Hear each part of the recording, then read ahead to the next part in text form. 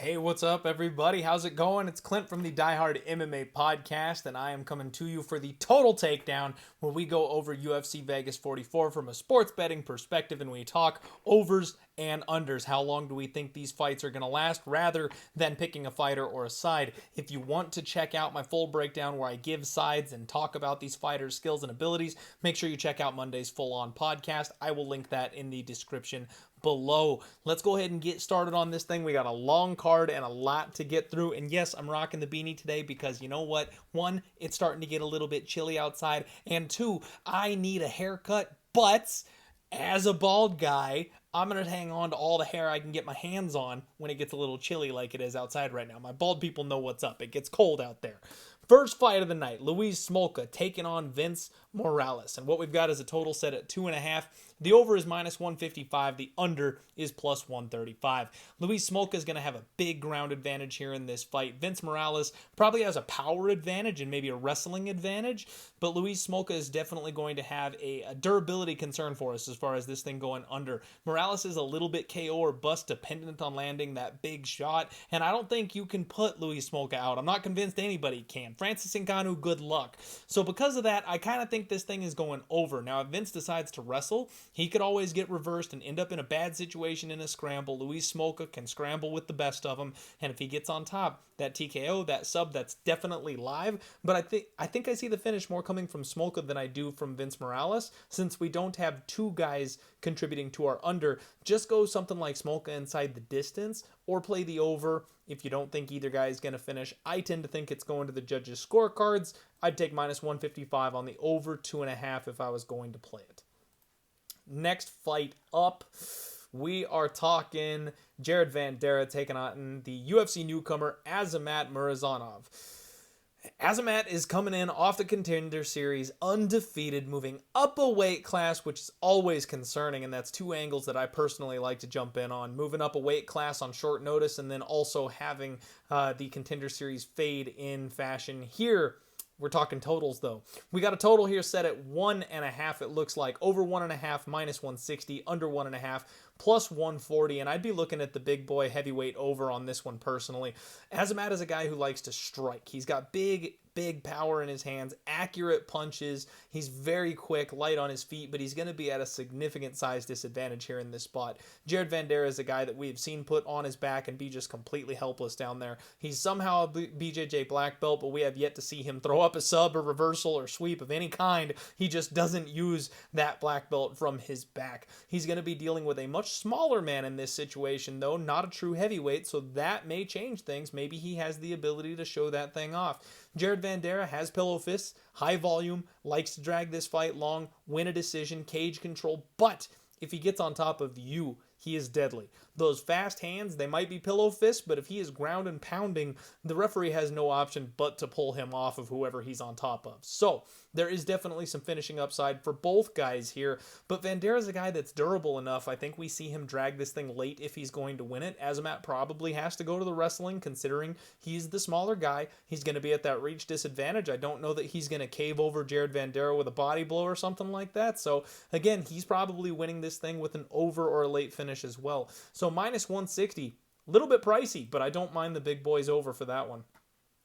Lightweight flight, Claudio Puelles taking on Chris Gruetzemacher, and we've got a total here set at 2.5. Over is -180, under is +160. Chris Gruetzemacher is a guy who has 5 professional losses, all 5 by finish. I apologize, 4. He has 4 professional losses, all 4 by finish.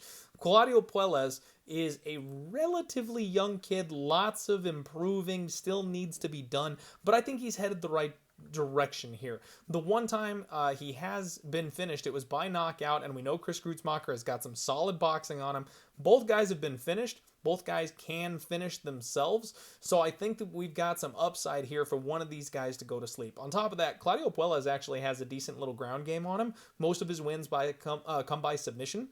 And Chris Gruetzemacher, he has 3 of those 4 losses by sub. I think Claudio Puelles by sub, Chris Gruetzemacher by knockout. They're both definitely on the table. I'd be looking at under here. +160, nice juicy price tag for somebody to finish this bad boy. I don't mind that at all. Light heavyweight fight, Alonzo Menifield taking on William Knight. Thick Willie, my boy. Total here is set at 1.5. Over is -160. The under +140. And this is a spot where we have seen both these guys be absolute monsters in that first round. Big finishing power on both sides. This is a human meat car crash, as we talked about on the podcast. Alonzo Menifield's got some serious power in his hands, but boy, does he fade. That gas tank is a problem. Thick Willie, on the other hand, this guy likes to drag people deep. He's got an explode and reload style. He likes to use all that muscle, but somehow doesn't gas out, keeps himself going, and he tries to get that late finish with ground and pound. I think that wrestling, that cage control, I think that's something that could be in play here. If William Knight is going to finish this fight, I think it happens late. And if Alonzo Menifield is going to finish this fight, it happens early. So you're kind of selecting your fighter here. But with William Knight only having one loss, and that one loss, he's got one finish loss. That one loss coming by knockout early. I think that was a young man mistake. I think he's probably better than that, and we see him at least survive. If he's going to lose this fight, have it be on the judges' scorecards, be something that goes a little bit deeper. I wouldn't mind the over 1.5 at -160, relying on the durability and seeing the improvements Alonzo Menifield has made. He probably doesn't gas out quite so early this time around. Women's strawweight fight, Cheyenne Buys taking on Mallory Martin.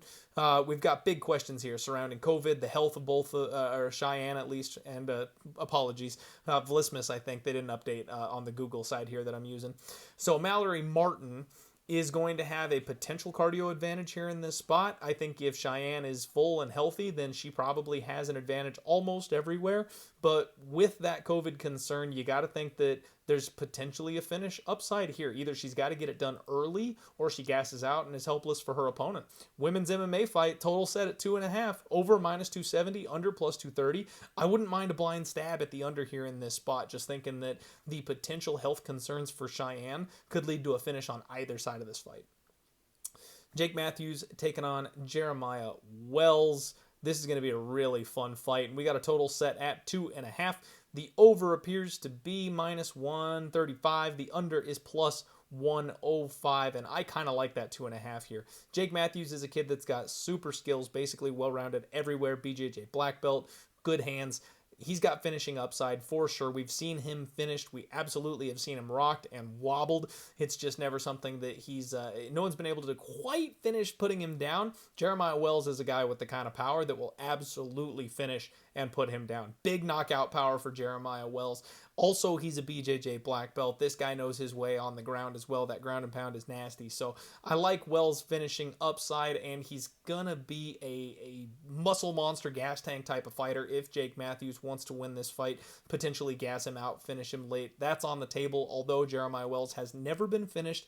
So that takes away a little bit from this, which kind of makes sense. We're almost at a pick'em line here for the total. I personally lean under, but it's not one I'm super confident on, because if Jake Matthews tries to finesse Jeremiah Wells in this fight, this one could be a dead nuts over.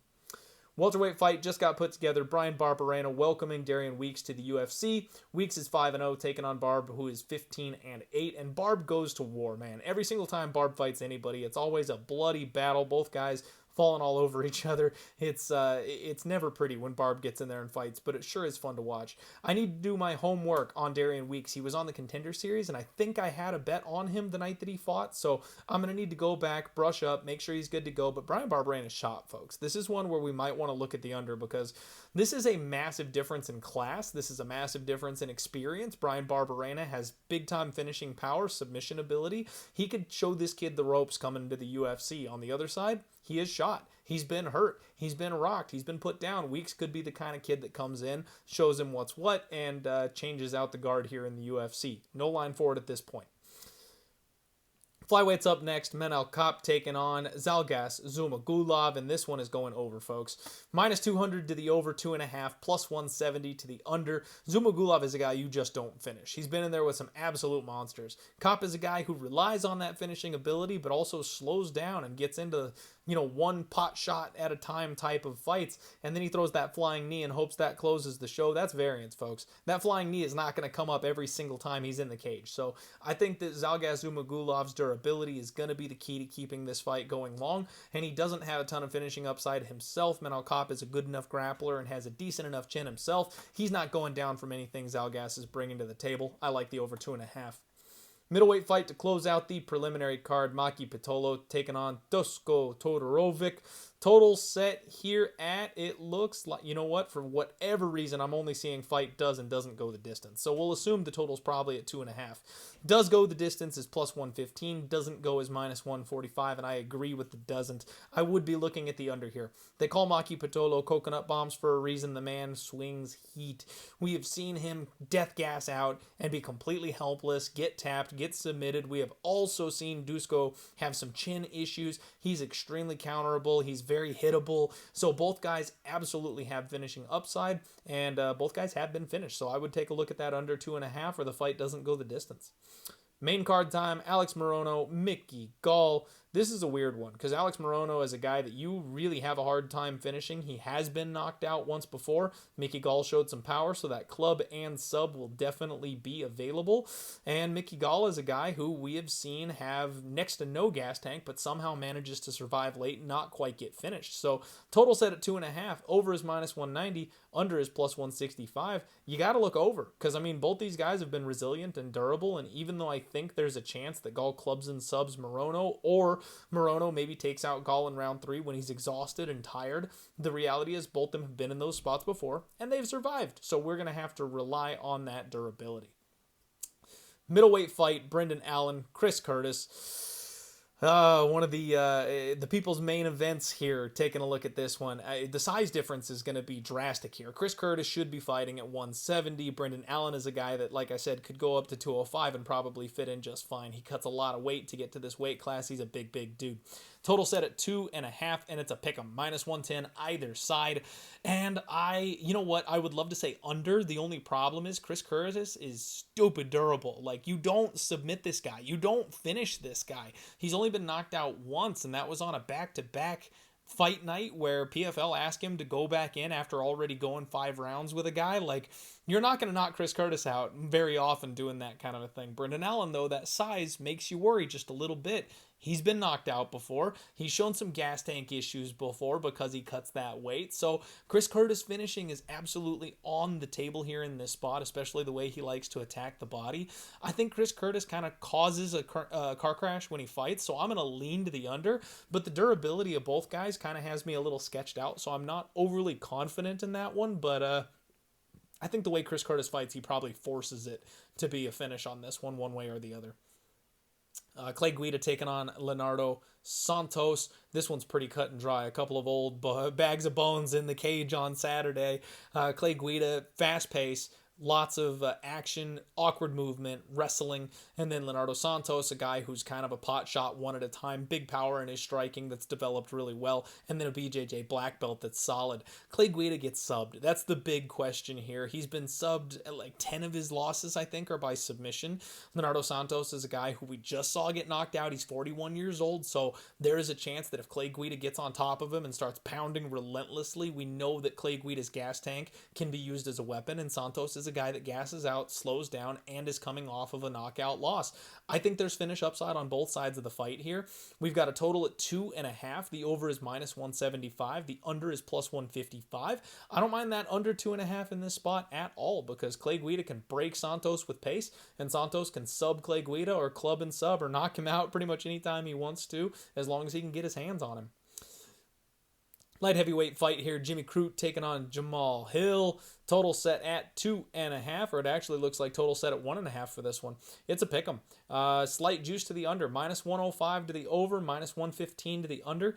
And this one is tough because I think that Jimmy Crute needs a first round finish in this fight. I think Jamahal Hill takes over this fight the longer it goes. So the earlier you pick, the more you're leaning Crute. The longer it goes, the more you're leaning Hill. Hill is a guy that relies on his slick striking and his volume, and he doesn't put people away. He doesn't like dead guys with one shot. It's an accumulation of damage. So if he can survive that first round, get up off the floor, stay safe defensively with those submissions and the ground and pound, then he's going to be in this fight. But Crute is another one of these guys that kind of forces the action. So this one could be over, and it could be over quickly either way, just because of the way that Crute fights. Jamahal Hill might find himself in a firefight and have to put a little more on those punches than he normally would like to. I'm going to say over, but this is one I would not be touching. We have got light weights to close out the main card here. We've got the co-main event. Rafael Fiziev taking on Brad Riddell. This is another spot where I'm looking over. 2.5 minus 225. Under is plus 180. And these guys know each other. They know their way around each other. They've both been tough. They've both been durable. They're both defensively solid. Like, we're going to get a 15-minute war here, folks. This is going to be a high-paced, action-packed battle between these two guys. And unless Fiziev gasses out in round 3 the way he did against Bobby Green, that's the only way I see it finish. Brad Riddell getting this guy out of there when he's exhausted in the 3rd round is the only way I see this fight getting finished. Now, Fiziev is the type of striker that can knock anybody out, but Brad Riddell's shown to be tough. He's fought through situations like that before. I don't necessarily think that's going to be the outcome, but I got to mention that it's on the table. It's possible. So I'm looking over. Bantamweight main event here. Rob Font taking on José Aldo, and we've got a total set at 4.5. The over is minus 150. The under is plus 130. And this one is tough because I think the longer this fight goes, the more it favors Rob Font. The volume that he brings to the table, we've seen that be the weakness for José Aldo before. And José Aldo's a guy that can crack. I mean, the power on Aldo is something else. So if he can get in there and disrespect the volume and the jab of Rob Font, he can rip with those body shots. He's got those big power shots to the head. He's got the leg kicks. I mean, José Aldo is going to be in this fight. And then Rob Font, if he can put a pace on José Aldo, we've seen José crack in the 3rd and the 4th and the 5th rounds. So I'd be looking at violence. This is one where I know it doesn't always make sense, but under 4.5 is plus 130, and fight doesn't go the distance is plus 115. You're only losing 15 cents of value there, and you're getting 2.5 minutes at the end of a fight where two guys will both be exhausted and looking to make a statement for a title. I would be looking under in this spot. I would back violence here. I think José either shows Rob that he's not quite on his level, or Rob puts it on José for 20-ish minutes, and then José finally collapses, that gas tank problem kind of rearing its head again. That's the total takedown, everybody. Make sure you comment below your favorite total for UFC Vegas 44. Smash that like button for me so the algorithm knows what's up. Sub here to Pub Sports Radio, and I will see you all tomorrow for the Undefeated Post Weigh-In Show. Let's roll.